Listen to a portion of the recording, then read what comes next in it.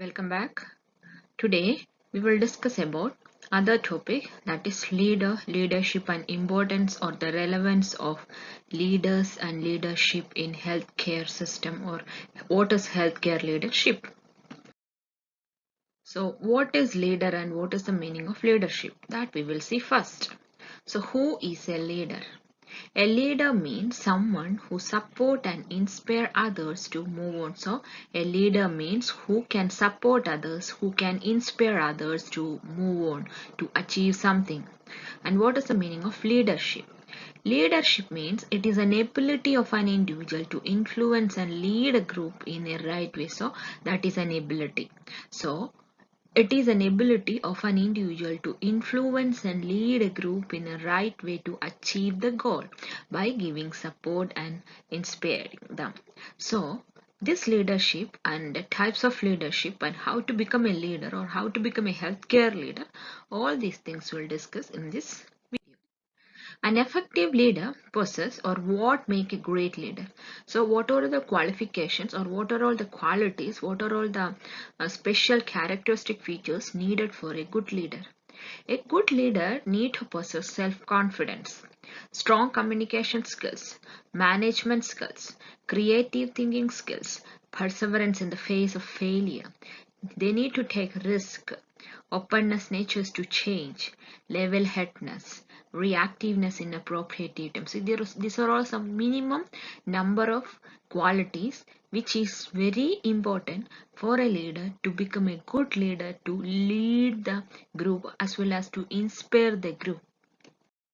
Next we will see, so there is a myth. It's sometimes said that leaders are born, not made. Whether you believe or whether you accept this, guys, leaders are born, not made.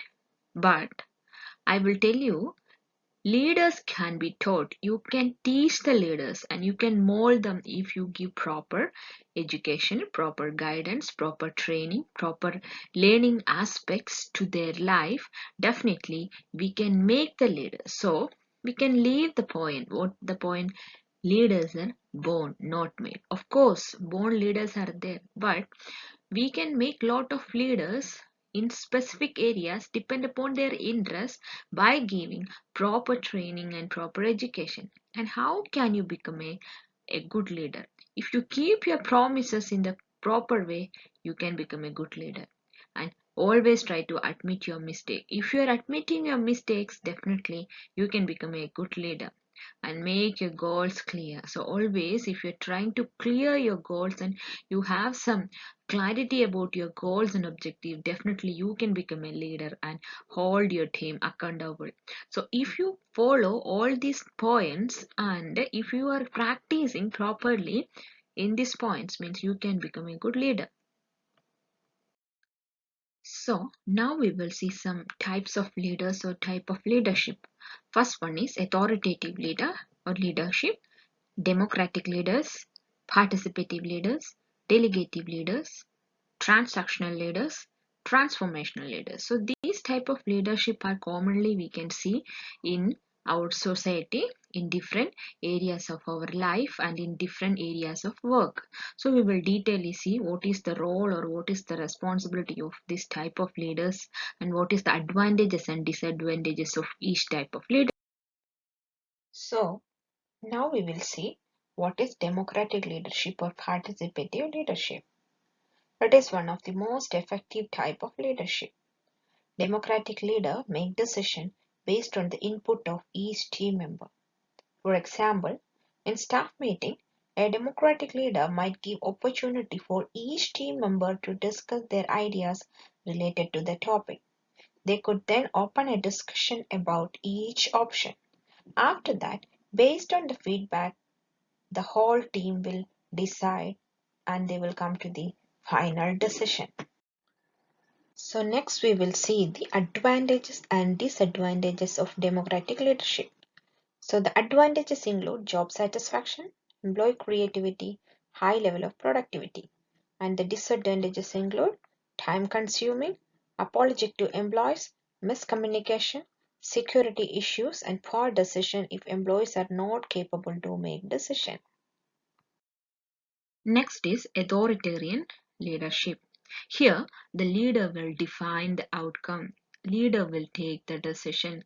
Leader is the only decision making factor. A one person decision making process we can see in this type of leadership. This type of leadership increases the employee turnover because a person is taking decision. One man army will be there.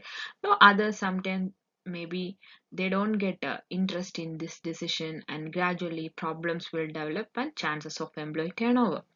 And what is the advantages of this type of leadership means time spent can be reduced because only one person is there to take decision, no need of discussions, nothing. Can clearly stress on problem because the idea is from one person, so they can, or he or she can stress on the problem clearly. Then consistent result because the particular person know what is the result gonna come. So these are all the advantages of this type of leadership. At the same time, disadvantages also there.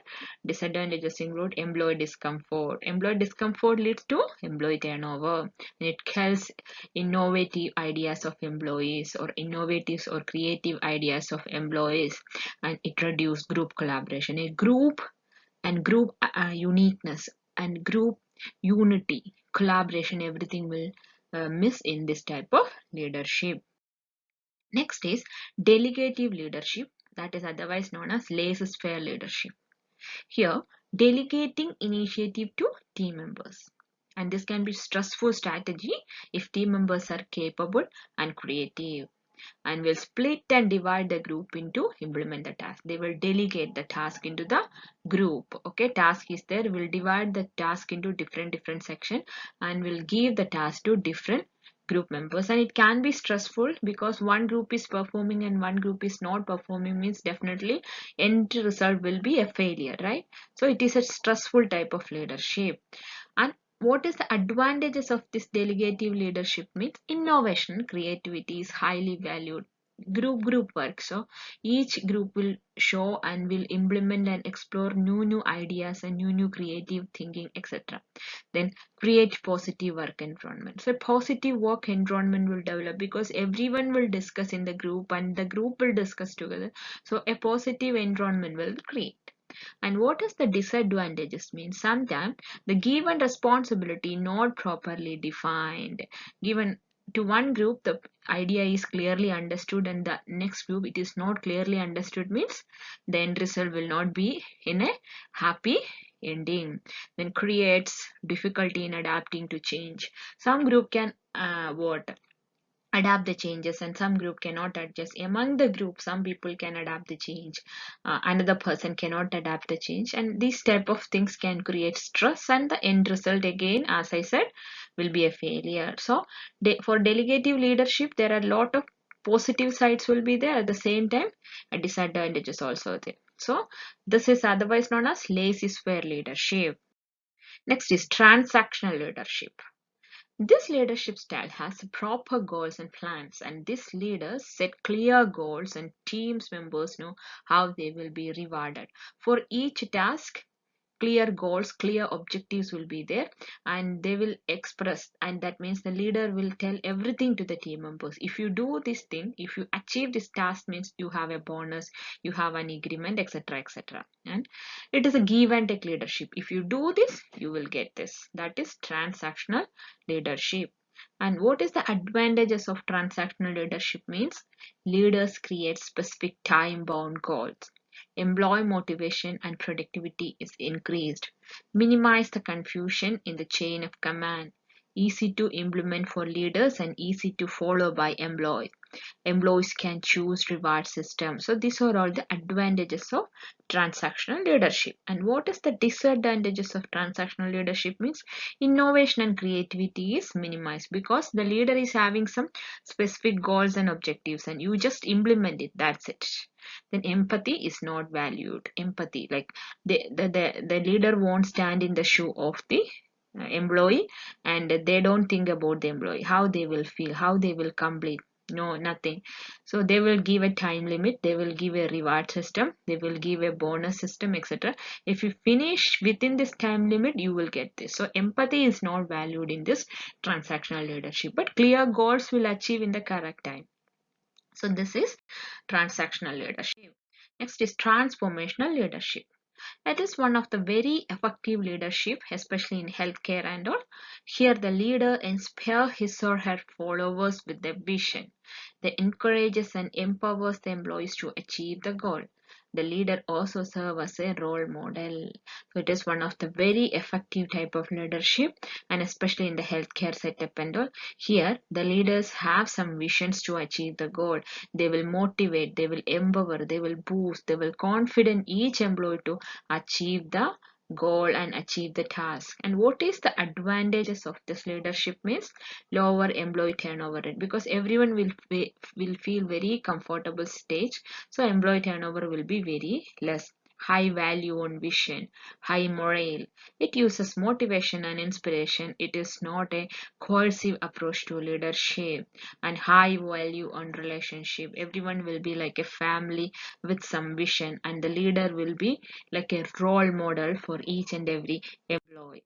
And what is the disadvantages of this leadership means always motivation and constant feedback may be required. So there is a force and there is some weight will keep on the head of each employee. Okay, this is the thing, you have to do this. So keep on, the leader will ask the feedback, so it can create stress. Then task can't be pushed. Then transformational leadership can sometimes lead to deviation from regulations and rules. So these are all the disadvantages of this transformational leadership. Though disadvantages are there, also there are a lot of positive sides we can see for this late type of leadership.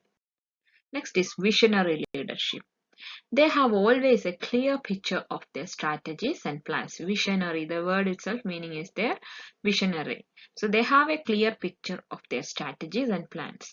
As a visionary leader, needed a effective communication skill. So a visionary leadership or leader is always need a good communication skill, because whatever the picture they have regarding the task, they need to explain properly, and their strategy and their planning will be in a crystal clear way in front of everyone.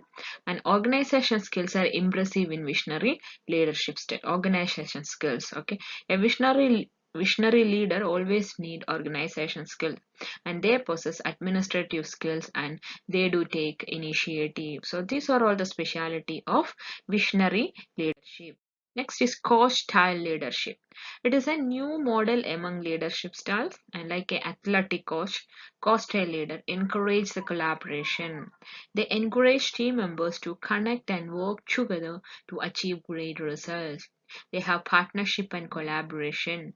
They do discuss or they do focus on feedback and learning. Good communication skill is very important in coach style leadership, and they possess creativity. Like an athletic coach, like a nutritional coach, like a dietetic coach, they will give guidance and instruction in each and every level of the task, and will achieve the task through a good communication, through good interaction with the employee. That is coach style leadership. Next is charismatic leadership. Charismatic leaders are always value each and every employee and take the time to listen to their concern. So there is a light and there is a charisma we can see in the face of leader. They will get into the problem. They will get into each and every employee's what comfortable zone, and will ask, what's your problem? What's your situation? Are you doing well? Are you okay? Whether you can follow the things, like lot of things will ask to make the employee become more comfortable. This type of leadership will act as an inspiration for others throughout the workforce.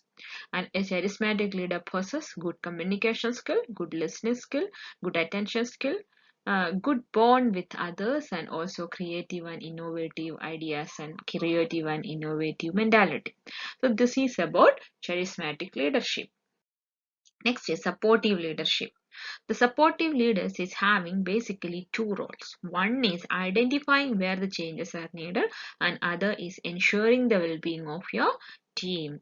Identifying the changes and ensuring the team. Supportive leaders possess some qualities such as employee relationship, positive attitude, employee help when need, Treat employees as an independent individual. So this is about supportive leadership. Always will provide support to the group to achieve the task. Next is servant leadership. They also have two roles, such as the responsibility towards the individual employee and the accountability to the organization as a whole. Empathy towards the employees, at the same time a responsibility towards the organization. They will act as a stewardship of the organization, and they possess good listening and communication skill. Communication and listening skill is very important in servant leadership because they need to listen the employee, at the same time they need to obey the organization. So they have two roles always, that is servant leadership. Next is situational leadership. They have thorough understanding about all type of leadership what we have discussed right now. For example, if you're training a team on a big organization to work with new skills, you need to act as a transactional leadership styles.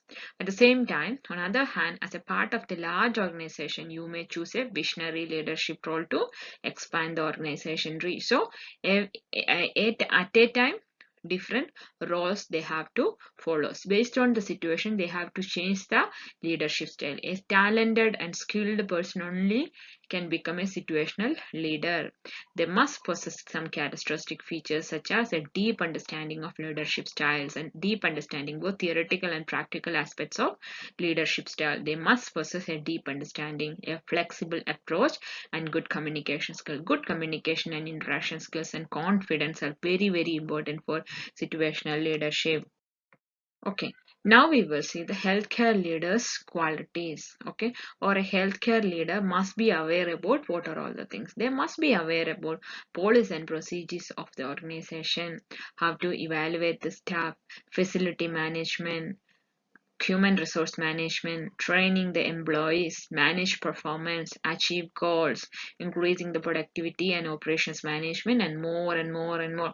So a healthcare leader must be aware about lot of things to become a leader, because a healthcare leader is dealing with the emotional and intellectual aspect of a human being, going to deal with human being. So they must possess some good qualities to become a leader as well as to lead the whole group. Healthcare leaders always need to seek out learning opportunities. Healthcare leaders need to practice communication effectively. Communication skills, they need to improve every aspect of their services, because through communication only they can find out the problem of the employee as well as the customer who is standing in front of them. And they need to do an assessment and evaluation of the effectiveness of their leadership. For that, they can use different standardized tests which is available. So they need to update themselves, like to improve their leadership capacities. They must evaluate their leadership ability, how they are performing.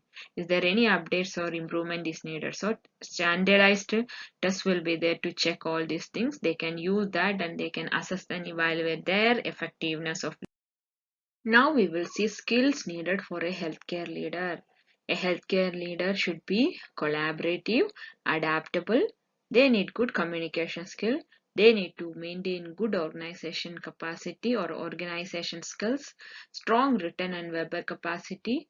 He must be a critical thinker, able to prioritize the goals and tasks. They must be inspiring decision maker. They must be multitasker, motivate others, attention to detail. Through practice and learning, we can master this skill. So there are a lot of skills I told you right now, and how we will achieve or how we will get all these skills means in a day, 1 day or 2 day it is not possible. Through practice, through training, through learning, okay, through proper education, through proper guidance, through getting proper test evaluations, we can master all these skills. Then roles and responsibilities of a good leader or a healthcare leader. Encourage the individual, encourage and innovate others, create a positive atmosphere, achievable goals only create, motivate, encourage others, gaining staff respects, great communication, and increase productivity. These are all some of the roles and responsibilities of a leader, or important roles and responsibilities, and more there, but these are all the important roles and responsibilities. If we pick means these are all the important roles and responsibilities of a leader. Then how to become a transformational leader. How to become a transformational leader means especially in healthcare and all, transformational leaders are playing a major role. And how to become a transformational leader. If you follow some characteristic feature, or if you follow some qualities, or if you possess some qualities, you can become a transformational leader. They are emotionally and culturally intelligent. So you must know about the emotional and cultural aspects of the leadership and your setup. Your healthcare setup means, or your work organization style means, definitely you can become a transformational leader. They are intentional with their works. Okay, so you must be intentional. What you're doing, you must aware about the thing, then you can become a transformational leader. Then they promote better patient outcomes. If you are trying to promote the patient outcomes, better patient outcome means, definitely you can become a transformational leader. They communicate effectively. Communication skill, improve the communication skills, learn communication skill, get trained for communication skills improvement, and effectively communicate with the team and build community. Always make a group, because group work is very very important, and show sympathy. Get into the shoes of the employee and think about the situation of the employee. Then you can become a transformational leader. And always avoid favoritism. One person is doing little bit good and one person is not showing that much interest means, don't separate them. Favoritism, okay? Don't show some favoritism towards the particular person, and don't avoid the other person. Try to find out the problem, why it is happening, and being punishable with team members. Not be punishable and non-judgmental. That is very very important. Then, whether everyone can become a leader? There's a myth that, as I said, not everyone can be a leader. But researchers and studies are saying that leadership can be learned. So everyone can become a leader based on your interest and based on the area where you have skills. So there are a number of aspects to learn and practice. If we do these things in the proper way, we can become a leader. Become a leader in healthcare industry is a challenging thing, as I said. So if we don't get proper training, it is impossible to become a good leader. So you have to be very careful. So this is about leadership, and a leader always go with changing ideas and theories. So there are changes, and changes in the ideas are coming in every aspect or every moment or in every situation. So go with the changing ideas and theories. For example, many leaders are saying that their knowledge about COVID in January was entirely different comparing to the present moment. So patience to learn and educate others is a great quality which every healthcare leaders need to tackle. Then improve the leadership skills. So you have to improve your leadership by updating yourselves. So listening others and get the ideas from others, at the same time share your ideas with other leaders and improve your leadership skills. And always trust them, learn the theories behind each practical work. So try to understand the theory behind each practical work, because you cannot change the theory, but you can change the procedures a little, but theories you cannot change. So a proper knowledge about the theory is very very important. So always trust everyone to learn theories behind each practical to become a good leader.